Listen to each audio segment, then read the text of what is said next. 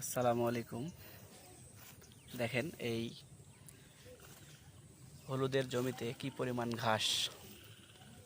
বর্ষায় এবারের বর্ষার সিজনটা খুবই দুর্বিষহ বর্ষা, মানে প্রত্যেক দিনই বৃষ্টিপাত হচ্ছে, যার কারণে এই জমিটা নিড়ানি দেওয়া সম্ভব হয়নি। দেখেন এই ঘাসগুলো কিন্তু এখন এই হলুদের জমিতে ঘাসগুলো কেটে কেটে গরুকে খাওয়ানোর জন্য রেডি করা হচ্ছে।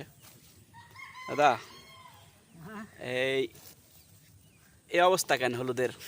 বাপুরে আমি পানির দুঃখ নিয়ে আবার পারিনি, মানে প্রত্যেক দিনই পানি হচ্ছে, তাই না? দিন পানি নিয়ে আমি কেমন করে তো এই ঘাস পড়ে গেছি। ঘাস কাটতে লাগলে এই যে ছোট ছোট গাছ যেগুলো ছিল কাটা যাচ্ছে না?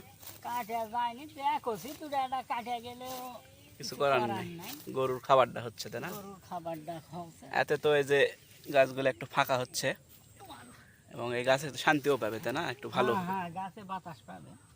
তাছাড়া এই গাছ যদি আরো থাকে ঘাস, তাহলে তো জমে একবারে ক্ষীর। তো পরবর্তীতে যখন এই আবার খরা ধরলে তখন আবার নিড়াইয়া দিবেন নাকি, এরকম একটা চিন্তা ভাবনা আছে? এখন হলুদের জমিতে আপনাদেরও কি এরকম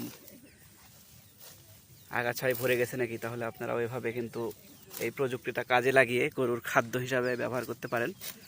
পাশাপাশি এই যে হলুদের যেই গাছগুলো রয়েছে এগুলোকে একটু আলো বাতাস লাগার ব্যবস্থা করে দিতে পারেন, তাই না দাদা? এতে গরুরও খাদ্য হলো, পাশাপাশি গরুরও খাবার আমার হলো, এই হলুদটাও একটু শান্তি পেল। ওইদিকে মনে হচ্ছে একটু ভালো হচ্ছে, যে নিরানার যে সাইডটা আছে যে ওগুলা বড় বড় হচ্ছে, আর এগুলা একটু কমা হচ্ছে গাছগুলা, কারণ আসলে আগাছা যদি থাকে জমিতে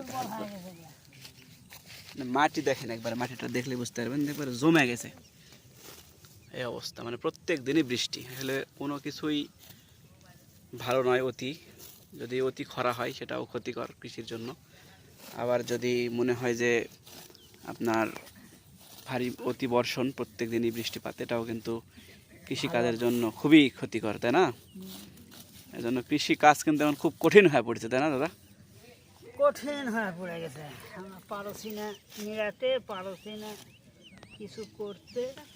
কি করা যাবে, কারণ কৃষকের তো দুঃখ এই সারা জীবনেই হতেই থাকবে। আসলে কোনো কিছুতেই শান্তি নাই, তাই না? কোনো কিছুতেই শান্তি নেই, কৃষকের শান্তি কোনো কিছুতেই নেই।